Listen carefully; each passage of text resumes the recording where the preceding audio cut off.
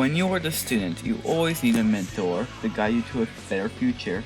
And sometimes your mentor could be a future teller that could kick some serious ass. Kakashi Hatake, the sixth Hokage of the Hidden Lakes and mentor to Naruto. And Garnet, leader of the Crystal Gems. I'm West Bean, and it's my job to see who would win the fight.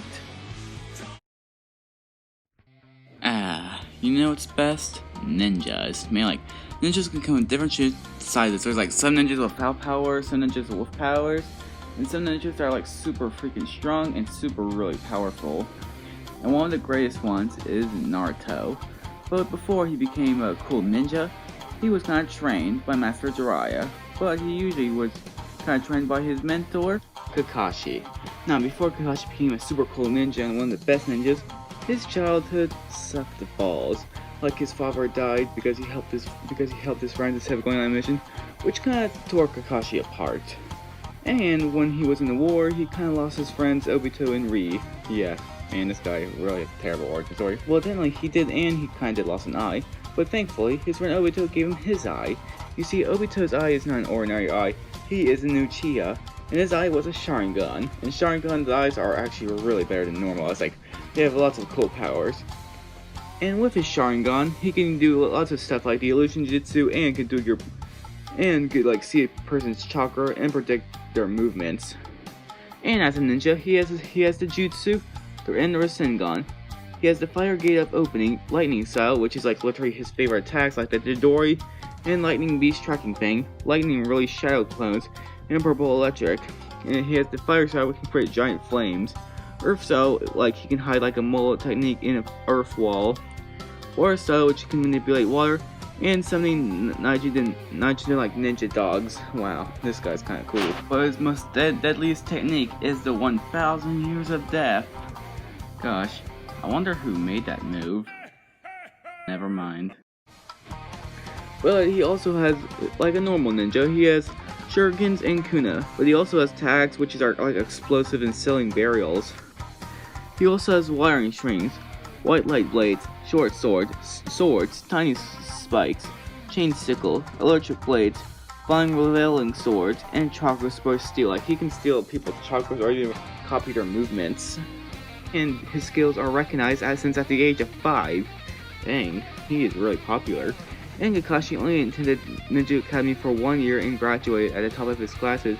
He became a Chunin at age 6 and a Jonin at age 13 during the 3rd grade Ninja Award. And lured his Gensaburi of independent attempt his life by formation, ending up becoming the 3rd Hokage's right-hand man. One in friendship with Yamato, helping him get transported and back under the direct order of the 3rd Hokage.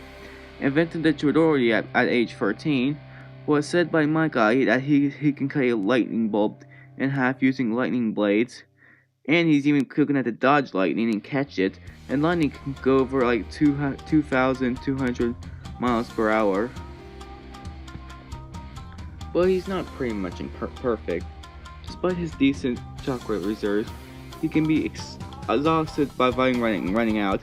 And chakra is not limited, it can run out sometimes. And he's kind of a pervert, which he kind of likes to read porn books all the time. And no longer possesses Obito's Sharingan. And therefore can no longer stay unalive his lightning blade jutsu. However, Kakashi has created a new jutsu to replace it. But still, even though Kakashi can read porny books and pervy books and can be weird sometimes, he's still a super cool ninja. And that's why everyone will always remember him. Lead Village Secret Finger Jutsu!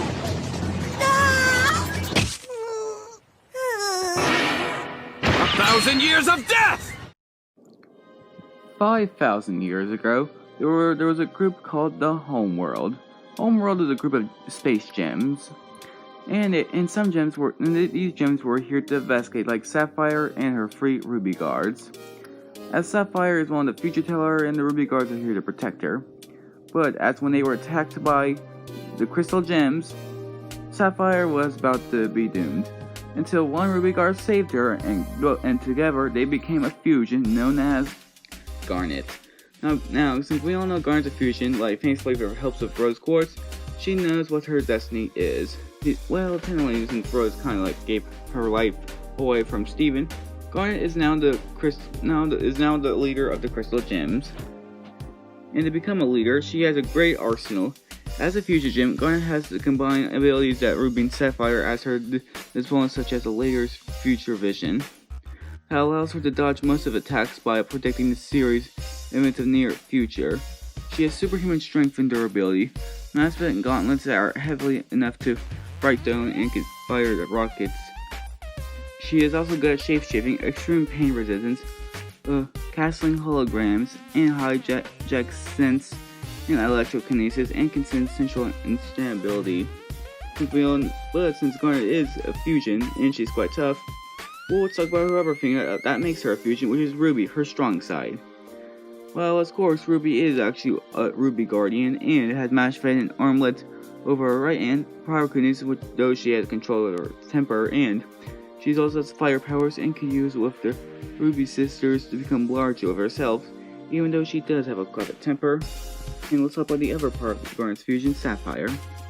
Now, Sapphire may not be the strongest part, but she's also quite skilled, as she can also predict the future. And as future looks in the future, most of the likely outcomes, but Sapphire cannot rely too much and fails to focus the present. And she has ice powers and she also made him winning home run in baseball. But can focus too much at a possible future that she may ignore everything else. But thankfully, as Ruby and Sapphire are combined, they're fusing Garnet, as Garnet has incredible great feats of strength and durability. She's also the first Crystal Gem leader. Her body can adapt in any planetary body gravities. Defeated stronger gems like Jasper, can swim in lava, deflect a lightning, played meat beat at 24 hours straight, punch a shark, and Ruby and Sapphire the first gay marriage at Cartoon Network. But even though she's a fusion, she is not perfect. Can retreat into her normal common gems if taken too much damage. Normally purified state unfined. Can be rushed sometimes. In their separate state, Ruby and Sapphire can get distracted over each other. And Garnet's future version is only useful if she sees the persons she's up against or thinking of. But still, Garnet is still one of the greatest Crystal Gems ever, and that's why Rose made her the leader. Did they hurt you? No, I'm okay. Did they hurt you? Who cares? I do.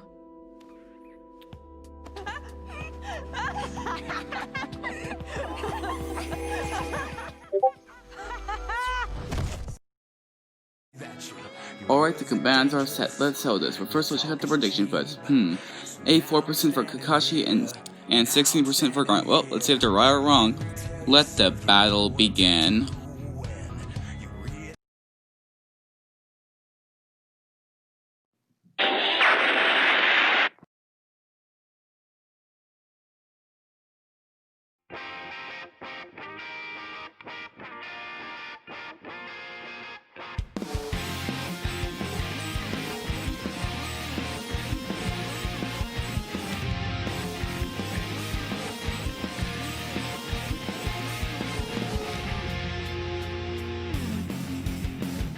Fight.